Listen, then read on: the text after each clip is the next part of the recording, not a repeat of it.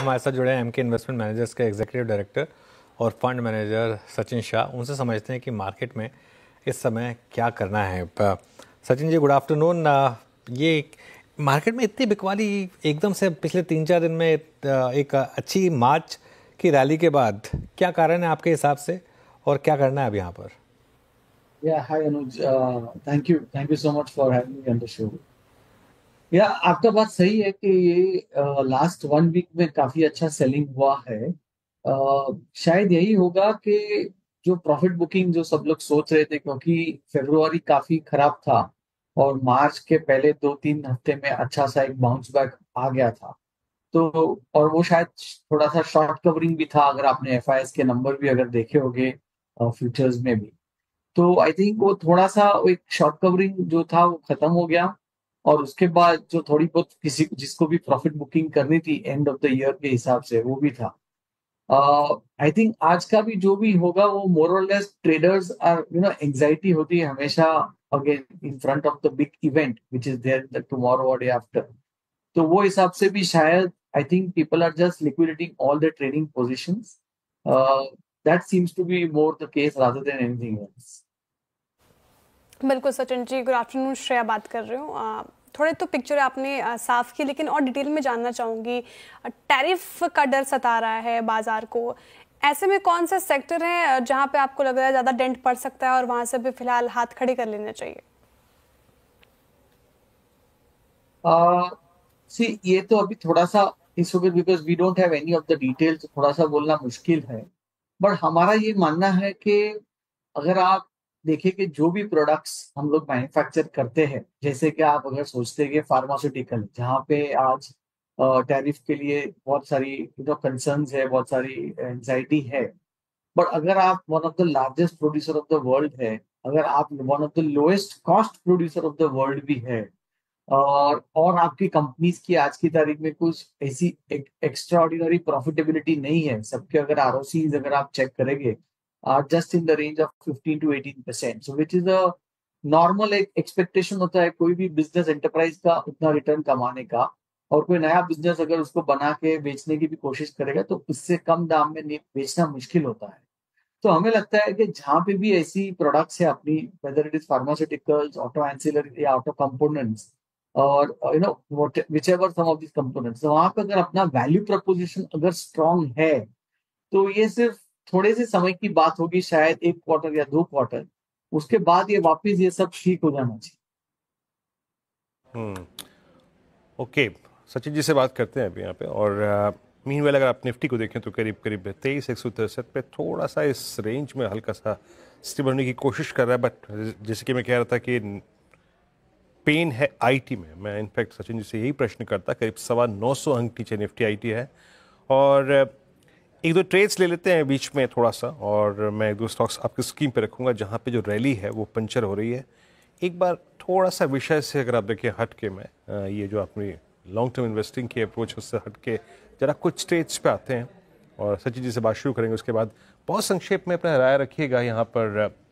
प्रकाश sir, ये Lupin किसी short trade को कंसिडर कर रहे हैं क्या आप इस लुपिन पे? Look at Lupin 1964 below 200 day exposure moving average.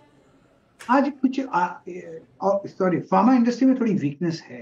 Lupin short continue कर सकते हैं मेरे हिसाब से। ट्रेड का है 1952 के हिसाब से। टाइट स्टॉप लगाना पड़ेगा करीब 1967 का, ज्यादा नहीं। अगर नीचे आ जाता है तो शायद 1900 पे पॉसिबल है, क्योंकि एंटायर फार्मा वीक है। थोड़ा स्ट्रेस है on the down side, but down side is open Lupin. Okay, lupin.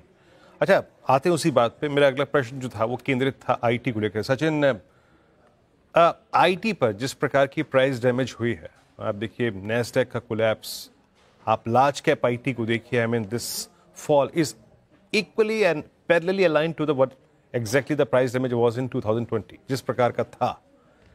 इस प्राइस पे आप लोगों ने कुछ कॉन्ट्रा कॉल ली है या फिर आप लोग अभी अर्निंग्स का वेट करेंगे? नहीं, हमें लगता है कि करंट वैल्यूएशन बहुत ही रीजनेबल है। शायद आपके 2 क्वार्टर यहाँ पे आईटी रिजल्ट्स थोड़े से लैकलस्टर रहेंगे। पर हमें ये लगता है अगर आप देखें ना, अगर थोड़ा सा भी लॉन्ग टर्म अगर देखते हैं तो 4 या 5 सेक्टर है, weather it is auto, banking, IT, pharma, ये जो 5 या 6 सेक्टर्स, ये अगर आप 5 से 6 साल का व्यू लेते हो तो हमेशा एक सेक्युलर ट्रेंड आपको एक अच्छा डबल डिजिट रिटर्न देते ही। और जब अच्छी कंपनियां ऐसे टाइम पे अच्छे प्राइस में मिल रही है तो ये हमेशा एक अपॉर्चुनिटी रहती है। प्लस क्या है कि अभी अगर आप देखें तो सबको यही डर है कि यूएस भी रिसेशन में हो जाएगा, इसलिए वहां की कंपनीज का स्पेंडिंग कम हो जाए। लेकिन हमने देखा है ये सब थोड़ा सा सिक्लिकल होता है, 1-2 क्वार्टर होता है जहां पे भी नीड होती है वहां पे उनको स्पेंडिंग करना ही पड़ता है, तो वही टाइम पे। और अपने आईटी कंपनीज की सबकी ऑर्डर बुक काफी अच्छी है, सिर्फ एग्जीक्यूशन थोड़ा सा डिले होगा। तो हमारे हिसाब से तो ये एक अच्छी अपॉर्चुनिटी है for quality IT companies at this point in time. Okay. और फार्मा पर क्या व्यू रहेगा? फार्मा में भी एक सेक्टर है जहां पर मार्केट अभी थोड़ा सा डरा हुआ है। हाँ, फार्मा में भी मुझे यही लगता है कि अगर आपकी if you are in businesses like CRAMS and CDMO, contract research and manufacturing, CDMO, जो एक काफी सारे लॉन्ग टर्म प्रोजेक्ट्स होते हैं, यहाँ पे अपनी जो इंडिया की कंपनीज है वो काफी अच्छा वैल्यू एडिशन भी करके दे रही है, because they tend to have very good chemistry skills, one of the lowest cost manufacturing, plus R and D की जो टैलेंट पूल है वो भी इंडिया के पास शायद वन ऑफ द बेस्ट है। सो अगेन वहां पे भी हमें नहीं लगता कि स्ट्रक्चरली यहाँ पे कुछ डैमेज होने वाला है। In fact structurally it is going in the very positive direction for country like India, because lot of business is flowing not only from China but also from Europe. If you see the, आप सभी की अगर order book देखते हैं, जो भी CDMO cramps business की बड़ी बड़ी कंपनियां है, then I think that will give a lot of confidence that it's just a question of time and all these things should come back on track. बिल्कुल सचिन जी, हमने आईटी पे बात की, फार्मा पे बात की, ऑटो पे भी आपकी राय जानना चाहूँगी। ऑटो बिक्री आंकड़े आ रहे हैं, अभी भी बहुत सारी कंपनियों के आने बाकी हैं। आपने मारुति सुजुकी के देखे होंगे, महिंद्रा एंड महिंद्रा के देखे होंगे, आयशर मोटर्स के देखे होंगे। एक नंबर्स के बदौलत कैसे लग रहा है सर, ये ऑटो सेक्टर अभी इसमें दम है या फिर कोई ऐसे काउंटर्स जो अच्छे लग रहे हैं इस पर्टिकुलर सेक्टर से आपको? नहीं सी, अगर आप थोड़ा सा भी देखते हैं तो इंडिया में इतना यंग एस्पिरेशनल पॉपुलेशन जो है, डेमोग्राफी जो है, वो हिसाब से अपना एक वॉल्यूम तो बेसिक 4 से 5% रहना ही रहना। प्लस इसमें अपनी एक प्रीमियमाइजेशन की स्टोरी है, जैसे आपने आज बताया आयशर मोटर्स की अगर आप नंबर देते हैं तो उन्होंने ये साल ऑलमोस्ट 1 मिलियन बाइक्स का सेल किया है, ऑलमोस्ट 10% डबल डिजिट ग्रोथ, तो एक प्रीमियमाइजेशन की स्टोरी दिखती है। सिमिलरली अगर आप पैसेंजर व्हीकल्स में देखते हैं तो जो 20-25% होता था एसयूवी सेगमेंट, आज करीब करीब 60 से 65% सेगमेंट हो चुका है। तो जो ये वॉल्यूम ग्रोथ है 4-5%, प्लस अगर आप प्रीमियमाइजेशन ऐड करते हैं, बिकॉज ऑफ दैट आपका एक वैल्यू ग्रोथ जो है करीब करीब 10 से 12% के ऊपर रहता ही रहता है। कहीं कहीं पैसेंजर कंपनीज में तो आपको 15% भी दिखेगा। Plus overall if you see the profitability will also be better over the next 2 to 3 years.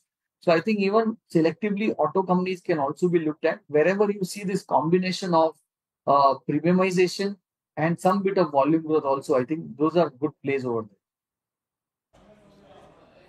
अच्छा, इस पूरी वीकनेस में, इस पूरे पेन में एक सेक्टर जो कि मतलब मैं आपके सामने रख रहा हूँ विकल्प, जो कि आपको लगता हो कि बहुत स्ट्रांगली प्लेस्ड है, आने वाले 4 महीने के लिए बेटर है, होटल्स और एविएशन को आप उसमें प्लेस करेंगे? एंड इस प्राइस पे होटल्स, इस प्राइस पे एविएशन आप लोग बाय कर रहे हैं? क्लियरली दोनों सेक्टर में बहुत ही स्ट्रॉन्ग अंडरलाइन करंट है, डिमांड बहुत ही स्ट्रॉन्ग है। Again playing the demographics of this country, everybody loves to travel and we have that young aspirational demographics which is helping this out. तो आई थिंक दोनों, और वहां पे भी अभी काफी सारी अच्छी कंपनीज है, काफी सारे बड़ी बड़ी कंपनीज है होटल्स में भी और एविएशन में। तो आई एंड वहां पे वो सबकी बैलेंस शीट फंडामेंटली अभी काफी स्ट्रांग हो चुकी है।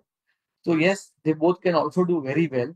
हमें सिर्फ एक ही ध्यान रखना है कि एविएशन और होटल्स दोनों एज अ लॉन्ग टर्म, अगर आप 5 से 7 साल का कहीं पर भी देखते हैं ग्लोबली, तो ये बहुत ही डीप सिक्लिकल्स होती है, क्योंकि वहां पे जैसे ही डिमांड सप्लाई का मिसमैच होता है, फिर जोर से सप्लाई आती है, तभी वापस ये सब की प्राइसिंग पावर में चैलेंजेस होते हैं।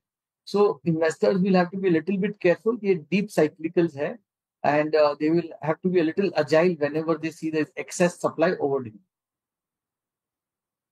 ओके, अब ठीक है, आपका व्यू अगर आप देखें इस पे मिल भी गया। अब एक पॉसिबल आपसे आखिरी प्रश्न होगा, सबसे स्ट्रॉन्ग मतलब ये मैं आपके नज़रिए पे छोड़ता हूँ, सबसे स्ट्रॉन्ग कन्विक्शन और कोई space whether it's bank, NBFCs या फिर मेटल्स या फिर कमोडिटीज़ में ही केमिकल्स, आपका सबसे स्ट्रॉन्ग कन्विक्शन क्या होगा और इस प्राइस पे जो कंसिडर कर रहे हैं आप? या I think at the current जो रिस्क एडजस्टेड रिटर्न्स के हिसाब से अगर सोचते हैं तो हमें लगता है कि जो प्राइवेट सेक्टर बैंकिंग है उसमें जो लीडर्स है वहां पे I think one of the best opportunities है। Over the next 12 to 18 months they should probably outperform. In fact, they have outperformed last financial year 25 में already. My sense is that that outperformance should continue even in the next financial year. Okay sir ji, बहुत बहुत शुक्रिया आप इस कार्यक्रम में शामिल हुए। सभी इंडस्ट्रीज पे, सेक्टर्स पे अपनी राय रखी आपने, बहुत बहुत शुक्रिया। अब इंडस्ट्रीज स्क्रीन पे लेके आइए 23 172